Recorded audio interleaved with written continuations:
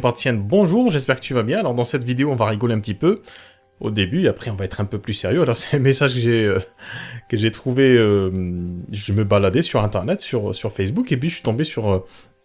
je regardais un petit peu les publications dans un groupe d'art-thérapie. Je pense que le groupe s'appelle art-thérapie d'ailleurs. Et donc je me balade dans ce groupe-là, et je tombe sur cette question-là posée par une personne, je sais pas si elle est thérapeute aujourd'hui ou pas. Je pense qu'elle l'est pas, parce qu'elle pose la question. Je vais te lire la question, je vais te la mettre ici. Et puis, je te laisse un petit peu apprécier la teneur du message. Alors, je vais annoter, je vais commenter ce commentaire-là. Je pense qu'il y a des choses intéressantes à en retirer. Et puis, on retombe toujours sur la même problématique. Je t'en parlerai juste après. Alors, la personne dit, donc c'est Marie Do, D''O. Elle dit, j'ai une question concernant le métier de thérapeute. En général, est-ce que quand on est en face du patient, en face au patient, alors, petite aparté, on ne dit pas patient, dans l'extrême majorité des thérapies brèves, on ne parle pas de patient, on parle de consultant ou de client ou de personne en souffrance. Donc attention à ce terme de client, de patient par contre, parce que patient finalement c'est pour les métiers homologués par l'État. Comme les psychologues, comme les psychologues cliniciens, comme les médecins, comme les infirmiers, etc., etc. On ferme la parenthèse. Donc, on ne parle que de lui. Donc, ce qui la gêne, donc, est-ce que quand on est en face du patient, on ne parle que de lui? Alors, c'est une question assez étrange pour une personne, je pense qu'elle connaît pas trop le métier. Alors, j'aime aider, être dans l'échange, être à l'écoute, mais j'ai mes limites. Lorsque la personne ne parle que d'elle, j'en peux plus. Je me demande, du coup, si le métier de thérapeute est fait pour moi. Comment vous faites lorsque vous êtes face à un patient, qui ne fait que de parler de lui, qui ne pense qu'à lui, qui ramène tout à lui? Je trouve ça assez chiant. Je dis pas qu'en tant que thérapeute, je raconterai ma vie, je me dévoilerai un peu. Alors, c'est très intéressant comme témoignage. Ça dit quoi? Ça dit que cette personne-là se pose la question, est-ce qu'on va se faire chier finalement à écouter des personnes qui ont des problèmes qui nous intéressent pas? Alors, je sais pas comment qu'en soit le métier de thérapeute, mais alors pourquoi j'ai rebondi sur ce témoignage-là aujourd'hui? Parce qu'en fait, bon, c'est un peu caricatural, parce que la personne, je pense qu'elle n'est pas encore thérapeute, mais elle affirme aussi qu'elle veut aider. Donc ça peut paraître contradictoire ce que dit cette personne. Moi je trouve pas que ça soit contradictoire, parce que beaucoup de thérapeutes aujourd'hui se retrouvent aussi dans cette situation.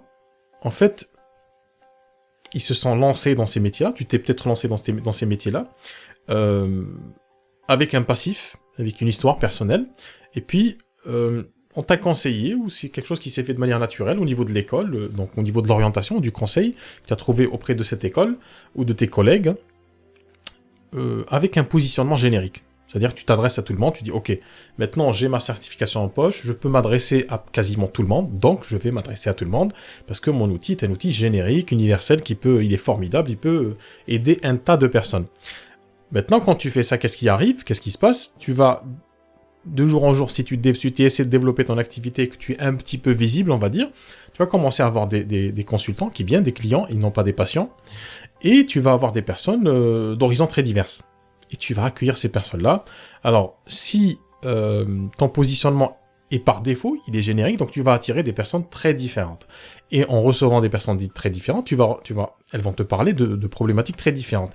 Le problème, c'est que ces problématiques-là ne te touchent pas forcément. C'est-à-dire que tu peux pas être en même temps fumeur, en même temps être en obésité, en même temps avoir la trouille, par exemple, je sais pas moi, des oiseaux ou de la foule, ou être claustrophobe. Tu peux pas être tout ça en même temps, c'est impossible.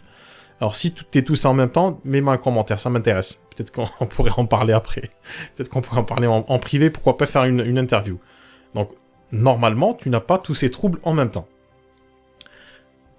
Et du coup, ce qui va arriver, il va t'arriver ce que dit cette personne-là dans son commentaire, à savoir que tu vas t'emmerder à écouter des problématiques qui ne te concernent pas. Au début, tu vas le faire de manière très bienveillante, parce que tu es quelqu'un de bienveillant, mais à force, en fait, ça va t'ennuyer à mort, et tu vas commencer à avoir ces questions toxiques qui vont remonter à la surface. Est-ce que j'ai fait le bon choix? Est-ce que j'ai fait le bon métier? Qu'est-ce qui cloche finalement dans mon métier? Alors le problème, c'est pas le métier en lui-même, c'est pas l'outil thérapeutique. Le problème, je pense, à mon sens, en fait, c'est l'absence d'alignement avec qui tu es. Alors, je sais que c'est un peu trash de dire ça, comme ça, de but en blanc, mais en fait, c'est ça, fondamentalement. C'est quand on n'est pas aligné avec soi-même. Ça veut dire quoi, aligné avec soi-même? C'est quand on n'est pas aligné avec son histoire personnelle, et quand on n'assume pas, en fait, ce legs, ou cet héritage personnel, pacifié, ben, on se retrouve finalement à être une autre personne différente, sur Internet notamment, et donc on va attirer des personnes. En fait, c'est un signal qu'on envoie, et on reçoit si vous voulez, si tu veux, si tu envoies un signal, ben, tu reçois un retour très spécifique. Il peut arriver aussi parfois de manière très, très involontaire, mais c'est quelque chose que j'ai vu aussi dans les accompagnements que je propose, des personnes qui ont malgré on va dire un positionnement par défaut, générique, malgré ça, tu as des personnes qui arrivent à, finalement, j'ai eu une personne d'ailleurs dernièrement, Brigitte, qui me disait que finalement, elle attirait certaines personnes, elle n'attirait pas tout le monde, malgré le fait qu'elle n'était pas forcément spécialisée dans une problématique donnée. C'est-à-dire que malgré elle, cette thérapeute attire certaines personnes. Alors comment ça se fait? Comment c'est possible? Comment est-ce possible? Ben, c'est possible parce qu'on a deux types de communication généralement. On a la communication, donc, on va dire, verbale, vocalisée, consciente, et puis on a une autre communication. Alors peut-être qu'on appelle ça, aujourd'hui on appelle ça non-verbale. Alors c'est une communication qui n'est pas dite, qui n'est pas formalisée. On a un langage du corps, on a même, parce que j'ai du mal à l'appeler verbal, parce que en fait elle transparaît à travers le mot qu'on utilise, le verbe. C'est-à-dire qu'on va essayer d'être générique dans sa façon de parler, mais les mots qu'on va choisir, la façon de dire ces mots-là, la façon d'imbriquer les mots les uns dans les autres, donne une certaine empreinte. En fait, ça trahit un petit peu notre expérience et ça trahit nos sensibilités par rapport à certaines problématiques, par rapport à certaines souffrances, certaines douleurs. Ce qui fait que le message y passe, c'est-à-dire malgré nous. Et on reçoit ces personnes-là. Alors imagine avec moi si tu avais un positionnement subconscient ou non-verbal aligné parfaitement avec un positionnement assumé. Imagine si tu as les deux ensemble alignés, ce qui va arriver, c'est que tu vas être en plein dans ta zone de génie, tu vas être en plein dans ta zone de puissance, dans ta zone de... C'est une zone naturelle en plus d'expression de soi. C'est-à-dire que tu es comme ça, avant même d'être thérapeute, et ça tu vas t'en rendre compte, d'ailleurs si on travaille ensemble, c'est quelque chose qu'on travaille ensemble au début, c'est d'aller chercher justement cette singularité. Ce qui fait que tu es ce que tu es, ce qui fait que tu as ce truc-là, que peut-être tu ne remarques pas de manière, on va dire, claire et visible et assumée, mais quand tu te rends compte de ça, de ta façon de faire, tu as dit, c'est comme ça que j'ai toujours fait, c'est comme ça que j'ai toujours agi, et c'est comme ça que je suis la plus efficace dans mon travail, et puis même dans la vie. J'ai cette disposition, j'ai ce don, j'ai ce super don, j'ai ce super pouvoir. En fait, quand tu vas te rendre compte de ça, et ça, tout le monde l'a, ça, par expérience, je peux te dire que absolument tout le monde a un truc différent. Le truc, le hic, c'est que très souvent, il n'est pas assumé, ou il n'est pas conscientisé. On le voit pas, simplement. Et puis les gens, généralement, les proches, nous renvoient à cette chose-là. Donc imagine si tu as un alignement T2, ben, ce qui va arriver, c'est que tu arrêtes de te poser ce genre de questions, et tu n'auras que des personnes avec lesquelles tu es complètement en phase, tu ne vas attirer consciemment que des personnes avec lesquelles tu peux travailler de manière très, très fluide, très efficace, et ton métier, et en fait, tu n'auras plus à travailler avec des personnes, en fait, dont les problématiques ne t'intéressent plus. Ça veut pas dire que ce sont des personnes qui sont mauvaises ou qui sont pas bonnes, non. Ou qui sont chiantes.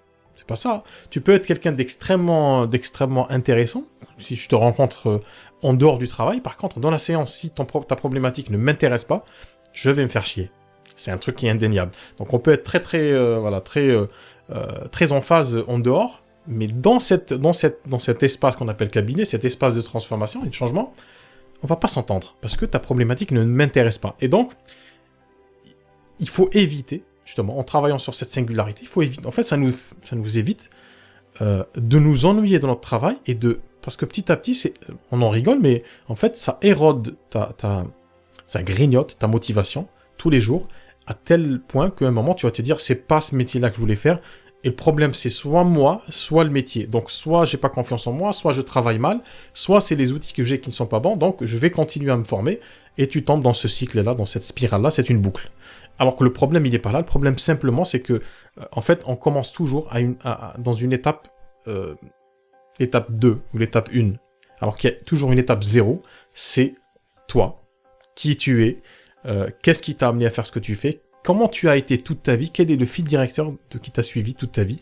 C'est en faisant ça, en ayant cette perception juste de toi-même et de ton mode de fonctionnement, le plus optimal et le plus naturel, c'est de cette façon-là que tu peux te projeter, faire un parallèle finalement, avoir une symétrie avec ces personnes-là avec lesquelles tu vas travailler. Et quand tu auras cette clarté parfaite sur qui tu es, le sens que tu donnes à ton passé, à tes tribulations, à tes souffrances et puis à tes victoires, quand tu auras fait toutes ces choses-là, en fait, il y a une symétrie qui se crée systématiquement, et c'est ce que je vois d'ailleurs en séance, dans le programme Impact Illimité, très souvent des personnes, à un moment de la discussion, qui s'arrêtent comme ça, qui regardent dans le vide, et disent « c'est ça, en fait, c'est comme ça que je suis », et en fait, ils commencent à se projeter dans le consultant, finalement, et ils voient clairement à qui ils doivent s'adresser. Ça répondra aussi c'est l'effet qui se coule, ça répondra naturellement, aussi de manière très très automatique, très naturelle, à la question « je trouve pas de client ». En fait, cette question va disparaître et elle va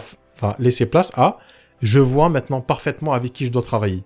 Et quand tu auras cette clarté, c'est le feu d'artifice. Intérieurement, c'est un feu d'artifice. Parce que tu es dans un alignement parfait, et quand tu as cet alignement intérieurement, en fait, tu as une énergie qui commence à être... ça va déborder, tu vas commencer à... Et ça, on le voit même, je t'ai dit, c'est assez étrange, parce que même physiquement, je le vois. La personne, elle peut être inerte, elle peut être dans une discussion, ça peut être très intense, elle peut être concentrée, et puis quand il y a ce moment-là qui survient, et qu'elle se rend compte de cette chose-là, cette singularité notamment, cette nature qu'elle a, en fait, je vois que la personne commence à bouger, il y a de l'énergie.